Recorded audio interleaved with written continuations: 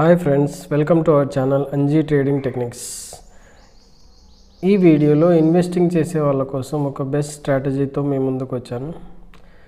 జనరల్గా నేను చేసే వీడియోస్ అన్నీ మంచి రిటర్న్స్ వచ్చేలా ఉంటాయి. సో ఇంతవరకు చేసిన వీడియోస్లో CPR strategy, red candle strategy and modified 5 strategies best outputs ఇస్తున్నాయి. ఛానల్ని కొత్తగా చూసేవాళ్ళు ఒకసారి ఆ వీడియోస్ చూడండి. రిటర్న్స్ చాలా బాగా వస్తున్నాయి. ఒకటే మనం చేయాల్సింది ఏంటంటే అందులో చెప్పిన రూల్స్ పక్కాగా పాటించాలి. దెన్ ఆటోమేటికల్లీ మనం మంచి గెయిన్స్ని స్టాక్ మార్కెట్ నుంచి పొందొచ్చు. ఈరోజు ఇన్వెస్టింగ్ చేసే వాళ్ళ కోసం, చాలామంది జాబ్ చేస్తున్న వాళ్ళ కోసం ఒక మంచి ఇన్వెస్టింగ్ స్ట్రాటజీని నేను తీసుకొచ్చాను.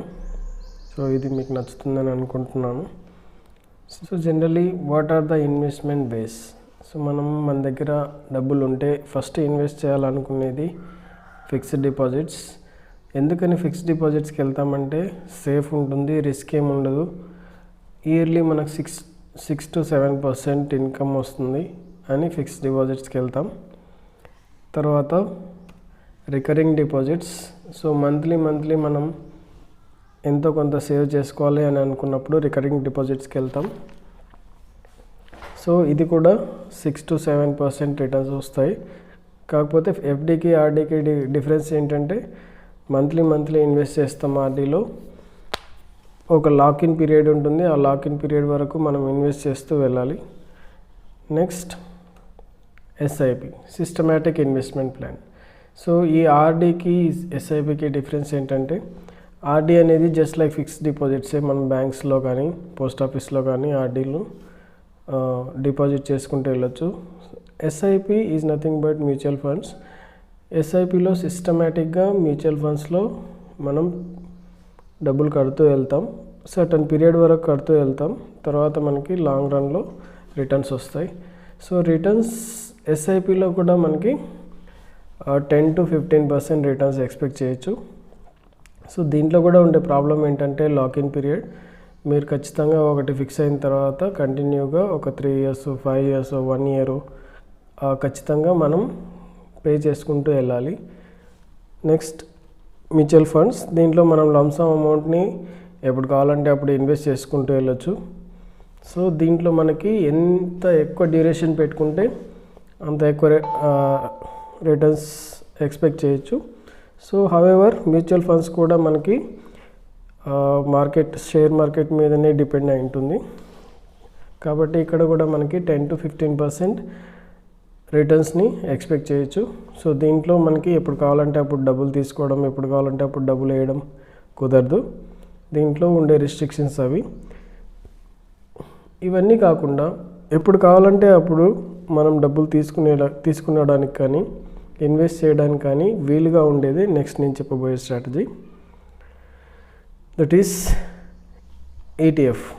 So SIP mutual funds ETF. ETF is nothing but exchange traded funds. So దీంట్లో మనం ఎప్పుడు కావాలంటే అప్పుడు ఇన్వెస్ట్ చేయొచ్చు. లైక్ స్టాక్స్లో మనం డైరెక్ట్గా ఎలా అయితే మనం ఏ రోజు కావాలంటే ఆ రోజు కొని అమ్ముతాము, ఈటీఎఫ్స్ కూడా అంతే. వీళ్ళు కూడా ETF is nothing but A basket of stocks. So వీళ్ళు స్టాక్స్ డిఫరెంట్ సెక్టార్స్ నుంచి మంచి స్టాక్స్ సెలెక్ట్ చేసుకొని వాళ్ళు ఇన్వెస్ట్ చేస్తూ ఉంటారు. దాంట్లో మనం ఈటీఎఫ్స్లో డైరెక్ట్గా మనం ఇన్వెస్ట్ చేయొచ్చు. సో ఈటీఎఫ్లో ఇన్వెస్ట్ చేస్తున్నామంటే మనం డిఫరెంట్ సెక్టార్స్లో ఇన్వెస్ట్ చేస్తుండొచ్చు, లేకపోతే డిఫరెంట్ బాస్కెట్స్ని కూడా మనం సెలెక్ట్ చేసుకోవచ్చు. అంటే ఇక్కడ ఈటీఎఫ్స్ కూడా చాలా రకాలు ఉన్నాయి.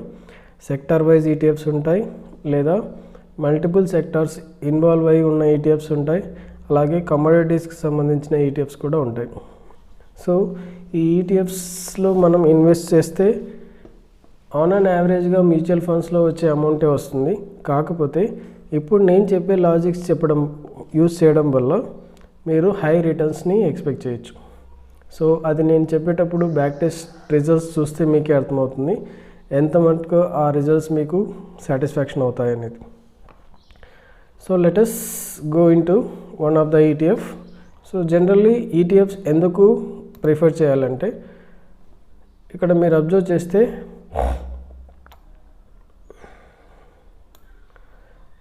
ఇక్కడ నేను ICICI B22 ETF తీసుకున్నాను. సో దీనికంటే ముందు నేను చెప్పేది ఏంటంటే, ఫర్ సపోజ్ ఒక పర్టికులర్ స్టాక్స్లో నేను ఇన్వెస్ట్ చేశాను అనుకోండి, ఒక 3 months ప్రాపర్గా మనకి అవుట్పుట్ రావచ్చు, తర్వాత పడిపోవచ్చు, లేదా కంపెనీ సరిగా పర్ఫామ్ చేయకపోతే జీరో వెళ్ళడానికి కూడా ఛాన్స్ ఉంటుంది. కానీ ETFస్లో అలా కాదు, బంచ్ ఆఫ్ స్టాక్స్ ఉంటాయి కాబట్టి, డిఫరెంట్ సెక్టార్స్కి రిలేటెడ్ ఉంటాయి కాబట్టి, ఒకటి పడినా ఇంకొకటి మనకి ప్రాఫిట్స్ని ఇస్తుంటుంది, ఒకటి కిందికి వెళ్ళా ఇంకొకటి పైకి వెళ్తూ ఉంటుంది. అలాగే వాళ్ళు సరిగా పర్ఫామ్ చేయని స్టాక్స్ని ETFస్లో పెట్టుకోరు. సో ఇక్కడ నేను ఒక ఎగ్జాంపుల్ తీసుకుంటున్నాను, ICICI B22. ఇక్కడ మీరు అబ్జర్వ్ చేస్తే స్క్రీన్లో ICICI B22 అనే ETF తీసుకున్నాను. దీన్ని నేను ఎలా ఇన్వెస్ట్ చేస్తే మనకి రిటర్న్స్ వస్తాయనేది ఎక్స్ప్లెయిన్ చేయబోతున్నాను. సో ఇక్కడ మీరు ఆరో మార్క్ అబ్జర్వ్ చేయొచ్చు, దాన్ని ఏమి ఇండికేట్ చేస్తుందంటే Monday 23 January 2023.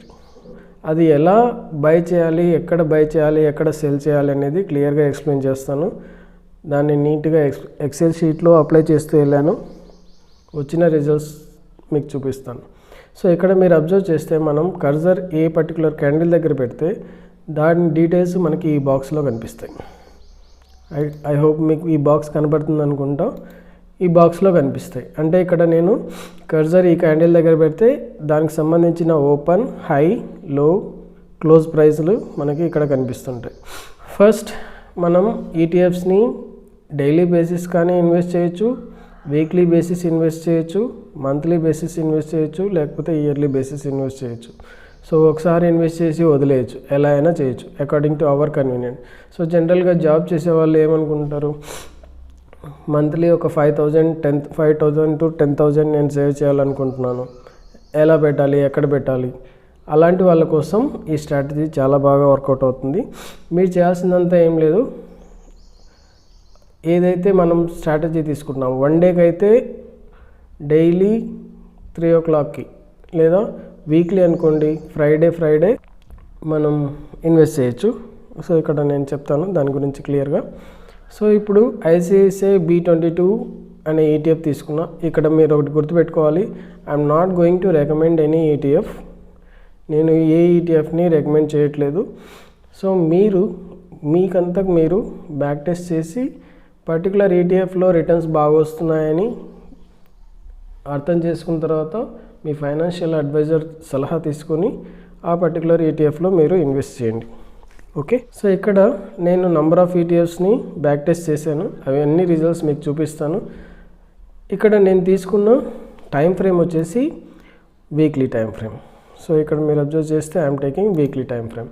ఈ వీక్లీ స్ట్రాటజీ ఎక్స్ప్లెయిన్ చేస్తాను, ఆ తర్వాత మీకే అర్థమవుతుంది మంత్లీ తీసుకోవాలా, వీక్లీ తీసుకోవాలా, డైలీ తీసుకోవాలా అనేది. ఇక్కడ మీరు చూడండి, ఈ arrow mark first Monday 23rd చూపిస్తుంది. మీకు యాక్చువల్గా January 2023 నుంచి అని చెప్పాను కదా. సో January 2023 ఎక్కడ స్టార్ట్ అవుతుంది, దిస్ ఈజ్ ద లైన్.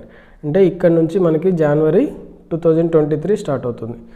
ఇక్కడ నుంచి మనం అబ్జర్వ్ చేస్తే గ్రీన్ క్యాండిల్, అంటే ఇక్కడ నుంచి అంతా పాజిటివ్ వెళ్తూ ఉంది మార్కెట్, రైట్. సో ఈ పర్టికులర్ ETF మనకి పాజిటివ్ అవుట్పుటే ఇస్తూ వెళ్ళింది. సో ఎప్పుడైతే పాజిటివ్ వెళ్తూ ఉందో అప్పుడు మనం ఎలాంటి ఇన్వెస్ట్మెంట్ చేయము. ఎప్పుడైతే మనకి ఆ పర్టికులర్ వీక్ నెగిటివ్ వచ్చిందో అప్పుడే ఇన్వెస్ట్ చేస్తున్నాం. సో ఇక్కడ మీరు అబ్జర్వ్ చేస్తే first week it is having 0.17% hike, second week it is having 0.44% hike, third week 1.76%. So ఈ 3 weeks నేను ఎలాంటి ఇన్వెస్ట్మెంట్ దీంట్లో చేయట్లేదు. సో నెక్స్ట్ కమింగ్ వీక్ మీరు అబ్జర్వ్ చేస్తే that is 4th week, Monday 23, Monday to Friday అనమాట. ఒక్కో క్యాండిల్ Monday to Friday చూపిస్తుంది. ఇక్కడ మీరు అబ్జర్వ్ చేస్తే -2.55% నెగిటివ్కి వెళ్ళింది. సో ఇప్పుడు నేను ఈ పర్టికులర్ వీక్లో నేను ఇన్వెస్ట్ చేయబోతున్నాను. ఎలా ఇన్వెస్ట్ చేస్తామంటే ఈ క్యాండిల్ దగ్గర మనం ప్లేస్ చేసినప్పుడు ఇది ఎంత పర్సెంటేజ్ మైనస్ పోయిందో చూపిస్తుంది. సో ఇప్పుడు నేను చేసేది ఏంటంటే డైరెక్ట్గా ఈ స్క్రీన్ని మీకు పీపీటీలో చూపిస్తాను.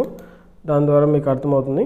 సో ఇక్కడ చూడండి, ఆ పర్టికులర్ క్యాండిల్ దగ్గర నేను ఇది తీసుకున్నాను. సో ఇక్కడ మీరు అబ్జర్వ్ చేస్తే ఓపెన్ 58 ఉంది, హై 60 ఉంది, లో 56 ఉంది, క్లోజ్ 57 ఉంది. పర్సెంటేజ్ చేంజ్ వచ్చేసి 2.55% ఉంది. అంటే ₹1.49 తగ్గింది. ఇక్కడ నేను ఇన్వెస్ట్ చేస్తున్నాను. ఎలా ఇన్వెస్ట్ చేస్తానంటే not on basis of anything, I'm going to invest on the basis of percentage. So ఇక్కడ మీరు అబ్జర్వ్ చేస్తే 2.55% పడిపోయింది. సో ఈ పర్సెంటేజ్ని బేస్ చేసుకొని నేను ఇన్వెస్ట్ చేయబోతున్నాను. ఎలా అంటే ఇక్కడ మీరు అబ్జర్వ్ చేయండి, చేంజ్ ఇన్ పర్సెంటేజ్ వచ్చేసి 2.55%. క్లోజింగ్ ప్రైస్ ఎంత ఉంది? 57.05 ఉంది. సో ఇప్పుడు నేనేం చేస్తాను, ఈ పర్సెంటేజ్కి ఇంటూ 100 చేస్తాను. అంటే 2.55% ఇంటూ 100 చేస్తే 255 వస్తుంది.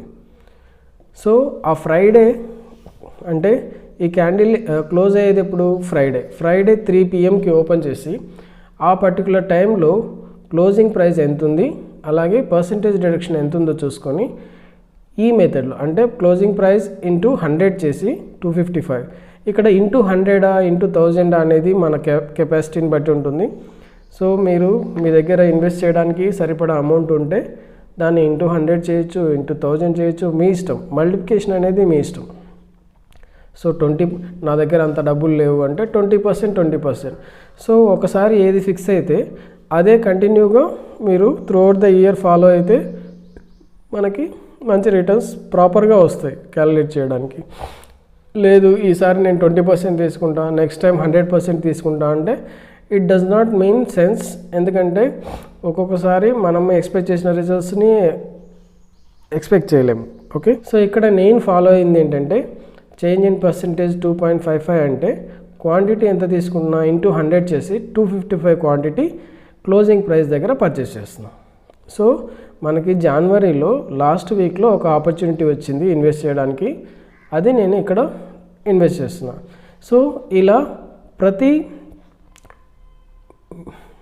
మీరు ప్రతి వీక్ ఇన్వెస్ట్ చేసుకుంటూ వెళ్ళొచ్చు. ఎప్పుడు ఇన్వెస్ట్ చేస్తాం? ఓన్లీ మార్కెట్ మనకి ఇక్కడ పర్సెంటేజ్ రిడక్షన్ చూపించినప్పుడు మాత్రమే ఇన్వెస్ట్ చేస్తాం. పాజిటివ్ ఉందనుకోండి ఇన్వెస్ట్ చేయం. ఓకే, ఇక్కడ మీరు అబ్జర్వ్ చేస్తే ఇమీడియట్గా after last week of January మళ్ళీ నెక్స్ట్ వీక్ మనకి పాజిటివ్కి వెళ్ళింది. అంటే +96% పాజిటివ్కి వెళ్ళింది. అంటే మీరు చేసిన ఇన్వెస్ట్మెంట్కి ఇమీడియట్గా నెక్స్ట్ వీకే 1% దాదాపుగా ప్రాఫిట్లో ఉన్నాం. సో ఇవన్నీ మనం ఏం అబ్జర్వ్ చేయట్లేదు. ఈ టోటల్ ఇన్వెస్ట్మెంట్ అంతా ఒక ఇయర్కి ప్లాన్ చేస్తున్నాం. ఆ ఇయర్ని బట్టి మనం ఇన్వెస్ట్ చేసుకుంటూ వెళ్తాం. సో నెక్స్ట్ మండే 06 ఫిబ్రవరి 6న మళ్ళీ చూస్తే అది పాజిటివ్ ఉంది. Even though it is red candle, ఇక్కడ మనకి మాత్రం పాజిటివ్లో ఉంటుంది, 0.07% ఉంటుంది. నెక్స్ట్ 13 ఫిబ్రవరి ఇక్కడ కూడా రెడ్ క్యాండిలే ఉంది, కానీ పర్సంటేజ్ ప్రాఫిట్లో ఉంది. మనకు ఎప్పుడైతే ఆ పర్సంటేజ్ నెగిటివ్కి వస్తుందో అప్పుడు మాత్రమే ఇన్వెస్ట్ చేస్తాం.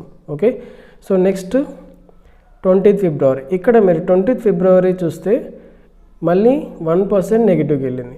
సో ఇక్కడ మళ్ళీ మనం ఇన్వెస్ట్ చేస్తాం. ఎంత ఇన్వెస్ట్ చేస్తాం? 1.06% నెగిటివ్కి వెళ్ళింది కాబట్టి ఇంటూ 100 చేస్తే 106 క్వాంటిటీ, క్లోజింగ్ ప్రైస్ ఎంత? 58.06. సో దాన్ని బేస్ చేసుకొని మనం ఇన్వెస్ట్ చేస్తాం. ఇప్పుడు నేను పిపిటి చూపిస్తాను, దాంట్లో ఎలా ఇన్వెస్ట్ చేసుకుంటూ వెళ్ళాను అనేది. సో ఇక్కడ మీరు అబ్జర్వ్ చేస్తే ICICI B22 నేను జనవరి 2023 నుంచి డిసెంబర్ 2023 వరకు నేను ఇక్కడ ఇన్వెస్ట్ చేస్తూ వెళ్ళాను. ఎలానో చూద్దాం. సో ఫస్ట్ 23rd జనవరి ఇందాక చూపించినట్టు 23rd జనవరి నాకు ఒక ఆపర్చునిటీ దొరికింది. ఎంత ప్రైస్? 57.05 దగ్గర. క్వాంటిటీ ఎంత? 255 క్వాంటిటీ నేను పర్చేస్ చేశాను. సో కాస్ట్ అరౌండ్ 14,547 మనకి కాస్ట్ పట్టింది. సో నెక్స్ట్ మళ్ళీ మనకి ఇందాక చెప్పినట్టు 20 ఫిబ్రవరి వరకు మనకు అవకాశం రాలేదు. సో పాజిటివ్ ఉన్నప్పుడు మనం ఎలాంటి మార్కెట్ పాజిటివ్గా వెళ్తున్నప్పుడు మన పర్టికులర్ ETF పాజిటివ్గా వెళ్తున్నప్పుడు మనం ఇన్వెస్ట్ చేయము.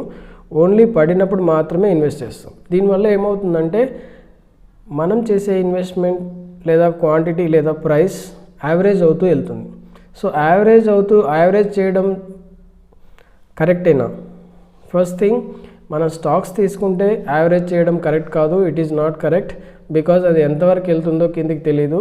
కానీ ఏ ETF తీసుకున్నా it will not come to zero, ఎప్పటికీ జీరో అవ్వదు.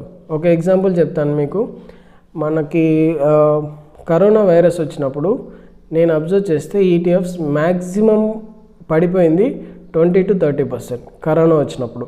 ఇంకా దాని తర్వాత ఎప్పుడైనా మీరు బ్యాక్ టెస్ట్ చేయండి, ఏ పర్టికులర్ మంత్లో కానీ ఏ పర్టికులర్ వీక్లో కానీ మోర్ దాన్ 10% పడింది లేదు. సో ETFs ఏంటంటే మనకి రిస్క్ జీరో, మ్యాక్సిమం జీరో. అది అస్సలు మనకి జీరో, మనం పెట్టిన ఇన్వెస్ట్మెంట్ జీరో ఎప్పటికీ అవ్వదు. నేను ఇక్కడ మీకు కొన్ని ETFs చూపిస్తాను, మీకే అర్థమవుతుంది. ఎప్పుడైనా ఏ ETFలోనైనా మన అమౌంట్ జీరో అయిపోవడము, నెగిటివ్కి వెళ్ళడము జరగదు. Okay, so guaranteed returns with లో రిస్క్ మనం ETFsలో ఇన్వెస్ట్ చేస్తే. ఓకే, ఇప్పుడు సెకండ్ టైం మనకి 20th ఫిబ్రవరిలో ఛాన్స్ దొరికింది.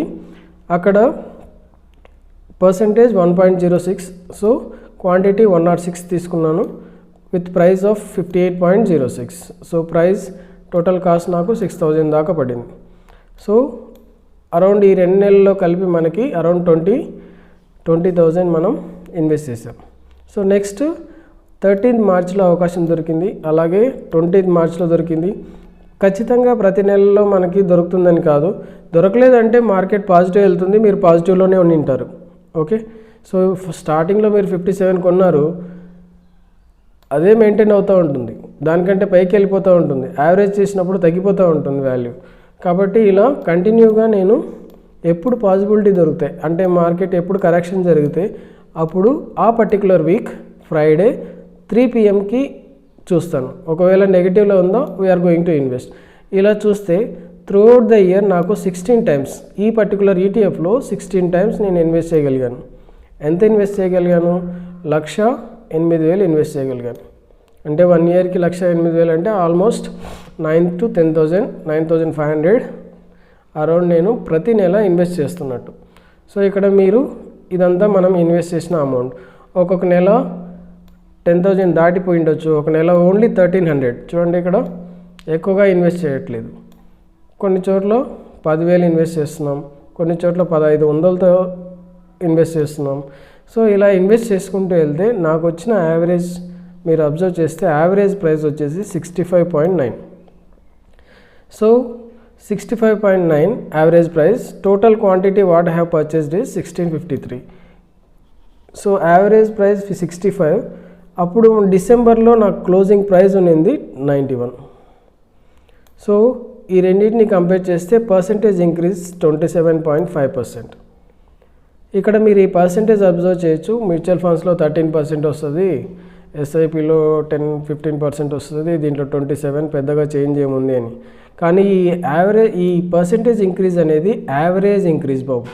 యావరేజ్ ఇంక్రీజ్ అంటే ఏంటంటే మీరు డిసెంబర్లో ఇన్వెస్ట్ చేసిన దానికి కూడా 27 వచ్చి ఉంటుంది, అలాగే అక్టోబర్లో ఇన్వెస్ట్ చేసిన దానికి కూడా 27% వచ్చి ఉంటుంది, అలాగే ఆగస్ట్లో ఇన్వెస్ట్ చేసిన దానికి కూడా 27% వచ్చి ఉంటుంది. So throughout the year average అవుట్పుటే 27.5. అలా కాదు, నాకు ఫస్ట్ జనవరిలో ఇన్వెస్ట్ చేసిన దానికి ఎంత వచ్చింది, ఫిబ్రవరిలో ఇన్వెస్ట్ చేసిన దానికి ఎంత వచ్చింది అని తెలుసుకోవడానికి నేను ఇక్కడ పర్సెంటేజ్ పర్ మంత్ కూడా క్యాలిక్యులేట్ చేశాను. సో ఇక్కడ మీరు అబ్జర్వ్ చేస్తే జనవరిలో ఇన్వెస్ట్ చేసిన దానికి 59.51% వచ్చింది. అలా మీరు ఫిబ్రవరి దానికి, మార్చి, ఏప్రిల్ అలా ఇక్కడ మనం ఏదైతే ఇన్వెస్ట్ చేసినామో దాన్ని చూసుకుంటూ వెళ్తే ఇది మన ఇన్వెస్ట్మెంట్. సో మీరు అబ్జర్వ్ చేస్తే జనవరిలో నేను ఇన్వెస్ట్ చేసింది 15,000కు నాకు 59%, ఆల్మోస్ట్ 7,500. సో నేను ఇన్వెస్ట్ చేసిన దానికి సగం అమౌంట్ నాకు ఈ 4 నెలల్లో ఇన్వెస్ట్ చేసిన దానికి వచ్చేసింది, రైట్. సో ఇది మనం ఒకసారిగా ఇన్వెస్ట్ చేయట్లేదు, మార్కెట్ కరెక్ట్ అయినప్పుడే ఇన్వెస్ట్ చేసుకుంటూ వెళ్తున్నాం కాబట్టి యావరేజ్ అవ్వడం వల్ల మనకి హై రిటర్న్స్ వస్తాయి. అర్థమైందా? సో ఇది నేను చెప్పడం కాదు, just you can go through the back test చేయండి. ప్రతి వారం ఎక్కడైతే మనకి నెగిటివ్ వచ్చి ఉంటుందో ఆ వారం పర్చేస్ చేసుకుంటూ వెళ్తే ఎలా వస్తుంది అనేది నేను ఎక్సెల్లో ఎంటర్ చేసుకుంటూ వెళ్ళాను. ఏ ఇయర్కి? 2023 ఇయర్కి, జనవరి నుంచి డిసెంబర్ వరకు. సో ఇక్కడ నేను వీక్లీ ఎందుకు తీసుకున్నానంటే, ఫర్ సపోజ్ మంత్లీ తీసుకున్నాం అనుకోండి, మ్యాక్సిమం చాలా తక్కువ నెలల్లో మనకి అవకాశం వస్తుంది. అంటే 12 months ఉంటే 1 or 2 months మాత్రమే మనకి అవకాశం వస్తుంది, తర్వాత రాదు. అంటే లంసమ్ అమౌంట్ ఉన్న వాళ్ళు అలా చేసుకోవచ్చు, కానీ రెగ్యులర్గా ఇన్వెస్ట్ చేసుకుంటూ వెళ్ళాలి అనుకున్న వాళ్ళకి మంత్లీ స్ట్రాటజీ వర్కౌట్ అవ్వదు. ఇంకా మన దగ్గర డబ్బులు ఎక్కువ ఉంటే, క్యాపిటల్ ఎక్కువ ఉంటే డైలీ కూడా ఇన్వెస్ట్ చేయొచ్చు. సేమ్ లాజిక్తో మంచి రిటర్న్స్ వస్తాయి. ఓకే, సో ఇలా ఐసిఐసిఐ B22లో మనం 2023లో ఇన్వెస్ట్ చేసినంటే మనం ₹1,00,000 ఇన్వెస్ట్ చేస్తే ఆల్మోస్ట్ 1,50,000 అయింది మనం. అంటే 40,000 చేంజ్ మనకి ప్రాఫిట్ వచ్చింది. సో ఇలానే నేను డిఫరెంట్ ఈటీఎఫ్స్ని టెస్ట్ చేశాను. సో నెక్స్ట్ ఈటీఎఫ్ వచ్చేసి కోటాక్ NB20. సో ఇక్కడ మీరు ఇది ఒక ఈటీఎఫ్. సో ఈ ఈటీఎఫ్స్ అన్నీ మీకు ఎక్కడ దొరుకుతాయంటే NSE వెబ్సైట్కి వెళ్ళి NSE ETF అని కొడితే దాని లిస్ట్ అంతా వస్తుంది. నంబర్ ఆఫ్ ఈటీఎఫ్స్ ఉన్నాయి. మీరు మీ అడ్వైజర్ని తీసుకొని ప్రాపర్గా బ్యాక్ టెస్ట్ చేసి ఏ ఈటీఎఫ్లో మనకి మంచి రిటర్న్స్ వస్తున్నాయో చూసుకొని మనం ఈటీఎఫ్ సెలెక్ట్ చేసుకోవాలి. సో ఇక్కడ కోటాక్ NB20 తీసుకున్నాను. సో దీంట్లో కూడా సేమ్ లాజిక్ ఫాలో అయ్యాను. వీక్లీ టెస్ట్ చేస్తాం. ఏ వీక్ అయితే మనకి నెగిటివ్ చూపిస్తుందో ఆ వీక్లోనే మనం ఇన్వెస్ట్ చేస్తాం. సో ఇక్కడ మీరు అబ్జర్వ్ చేస్తే జనవరిలో ఒకసారి నాకు ఛాన్స్ దొరికింది. That is first week 83 quantity కొన్నా. సో ప్రైస్ కాస్ట్ వచ్చేసి 8,310 రూపీస్ పడింది. సో అలాగే ఫిబ్రవరిలో 3 times నెగిటివ్ వెళ్ళింది. అంటే ఆ పర్టికులర్ నెల అంతా మార్కెట్ నెగిటివే ఉంది. నెగిటివ్ పోయినప్పుడల్లా మనం పర్చేస్ చేసుకుంటూ వెళ్ళాం. నెక్స్ట్ మార్చిలో కూడా 3 times దొరికింది. 3 timesని మనం ఇన్వెస్ట్ చేస్తూ వెళ్ళాం. ఇక్కడ మీరు అబ్జర్వ్ చేస్తే ఫస్ట్ 4 months మనం ఎక్కువ ఇన్వెస్ట్ చేస్తాం దీంట్లో. ఓకే, తర్వాత ఏప్రిల్లో ఒకసారి దొరికింది, మేలో ఒకసారి, జూన్లో 2 సార్లు, జూలైలో 2 సార్లు, ఆగస్టులో 1, సెప్టెంబర్లో 1, అక్టోబర్లో 2, నవంబర్లో 1, డిసెంబర్లో పాజిటివ్లో ఉంది మార్కెట్. సో ఇలా ఇలా ఇన్వెస్ట్ చేసుకుంటూ వెళ్తే total quantity what I have invested is 2,095. So దీని యావరేజ్ ప్రైస్ వచ్చేసి 107, మనకి క్లోజింగ్ ప్రైస్ 131.52. అంటే డిసెంబర్ ఎండ్కి క్లోజింగ్ ప్రైస్ 131.52. సో యావరేజ్గా మనకి పర్సంటేజ్ ఎంత ఇంక్రీజ్ అయిందంటే 18% ఇంక్రీజ్ అయింది. సో యాజ్ ఐ సెడ్ 18% మీరు చాలా తక్కువ అని అనుకోదండి. ఇక్కడ నవంబర్లో ఇన్వెస్ట్ చేసిన దానికి 18%, అలాగే అక్టోబర్లో ఇన్వెస్ట్ చేసిన దానికి 18%, జూలైలో ఇన్వెస్ట్ చేసిన దానికి 18%, జూన్లో ఇన్వెస్ట్ చేసిన దానికి 18%, యావరేజ్గా చెప్తున్నాను. అదే మనం మంత్లీ రిటర్న్స్ కావాలనుకుంటే జనవరిలో ఇన్వెస్ట్ చేసిన దానికి 31, ఇక్కడ మీరు అబ్జర్వ్ చేయొచ్చు. So what is the different percentage what we got through out the year. So మీకు ఎఫ్డి, ఆర్డీలు, ఎస్ఐపిలు, మ్యూచువల్ ఫండ్స్ ఇవన్నీ చేసినా మీకు ఇంత రిటర్న్స్ మీరు ఎక్స్పెక్ట్ చేయలేరు. కాబట్టి ఈటీఎఫ్స్లో కూడా ఒకసారి ఇన్వెస్ట్ చేస్తే వచ్చేస్తుంది అని అనుకోవడానికి లేదు. అప్ అండ్ డౌన్స్ ఉంటాయి మార్కెట్లో. వాళ్ళు సెలెక్ట్ చేసుకున్న బాస్కెట్లో ఉండే స్టాక్స్ అప్ అండ్ డౌన్ అవుతూ ఉంటాయి. ఇక్కడ ఇంకొకటి కూడా ఉంది.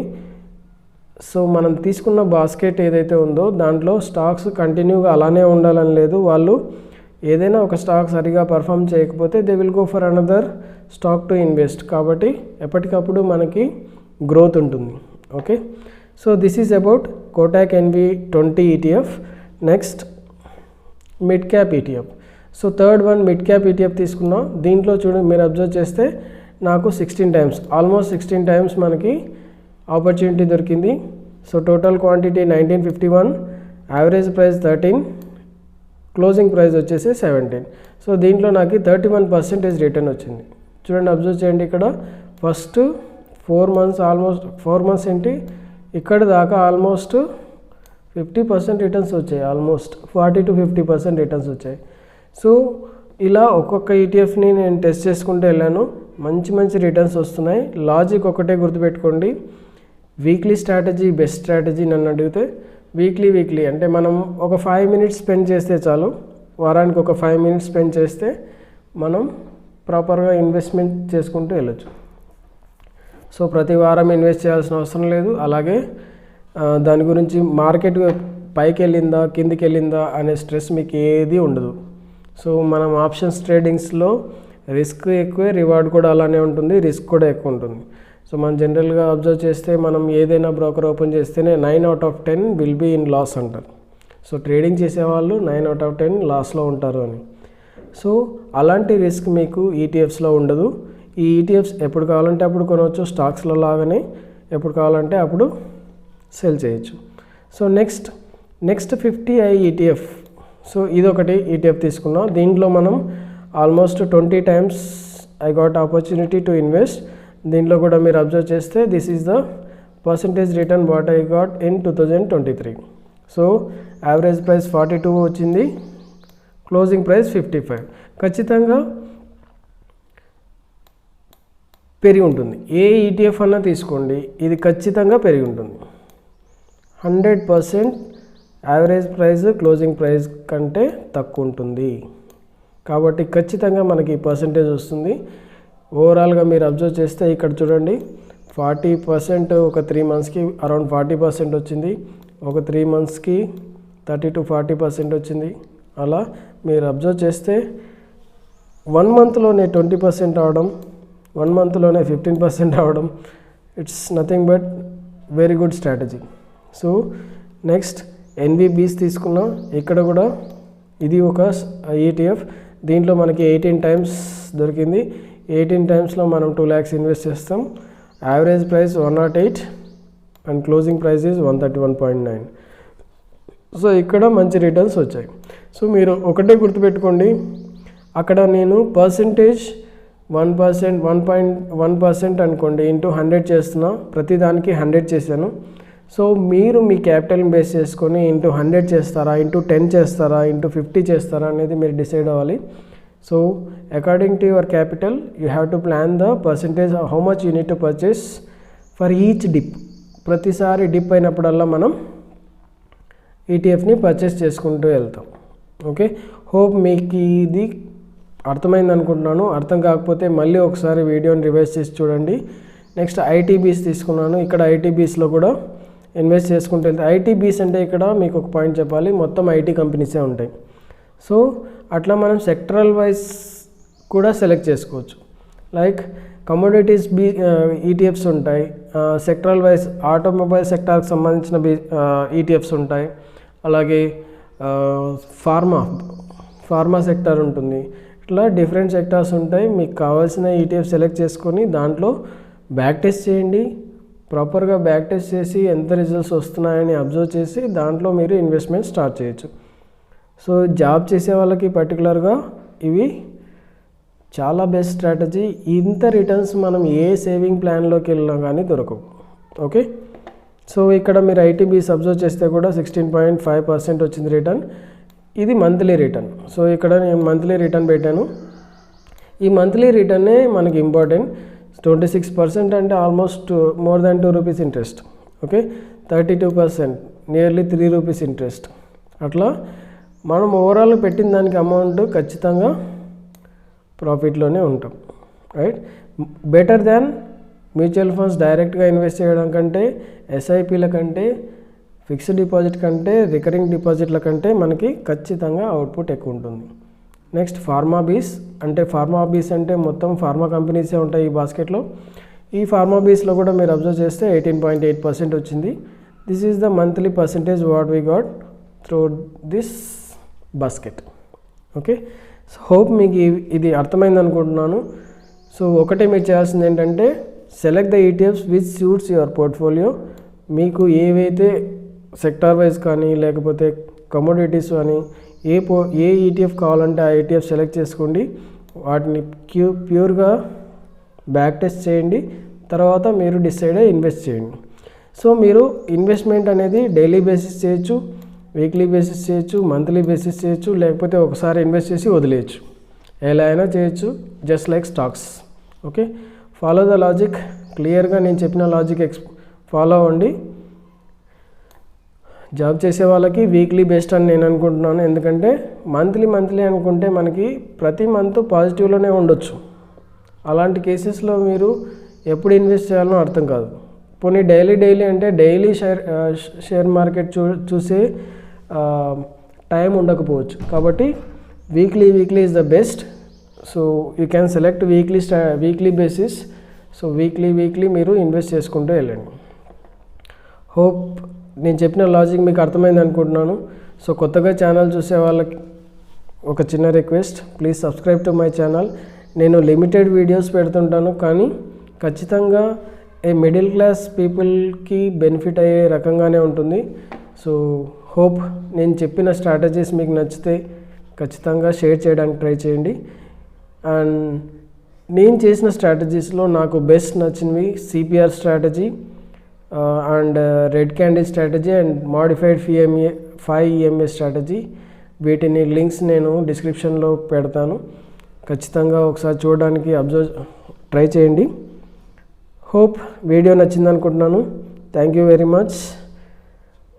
Signing off, this is Anji.